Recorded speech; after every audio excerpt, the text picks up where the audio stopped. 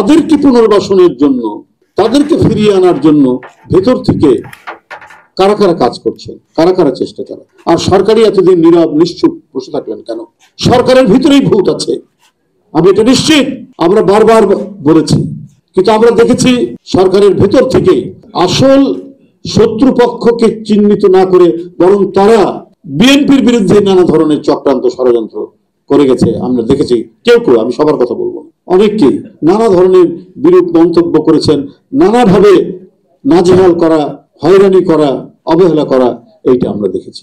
এটা না করে সমস্ত গণতান্ত্রিক শক্তি কমপক্ষে ন্যূনতম কয়েকটি পয়েন্ট একত্রিত হয়ে আমরা যদি অগণতান্ত্রিক শক্তি, স্বাধীনতা বিরোধী শক্তি সবাইকে আমরা প্রতিরোধ করতে পারতাম, তাহলে আমরা এই দেশটিকে একটি সুন্দর জায়গায় উপস্থাপিত করতে পারতাম। আমাদের দেশের উন্নয়ন, উৎপাদন, আমাদের গণতন্ত্রের বিকাশ এবং আমাদের একটি মানে আধুনিক একটি রাষ্ট্রে পরিণত করার আমাদের যে ভাবনা, যেটা 5ই আগস্টের চেতনার মধ্যে দিয়ে বা জুলাই বিপ্লবের মানে চেতনার যেটি তৈরি করেছে, সেটি বাস্তবায়ন অত্যন্ত সহজ।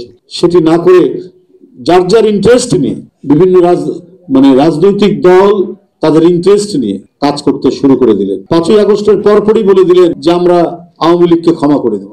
ভাই, এত রক্তপাত, এত কিছু করার পরে আপনারা ক্ষমা করে দেবেন? এই তখন থেকেই বোঝা গেল যে একটা কোথাও গভীর একটা বোঝাপড়া আছে। পার্শ্ববর্তী তাদের সাথে সম্পর্ক উন্নয়ন করবেন, আচ্ছা করতে চান করবেন, কিন্তু তাদেরকে ক্ষমা করে দেবেন কেন? যারা অপরাধ করেছে।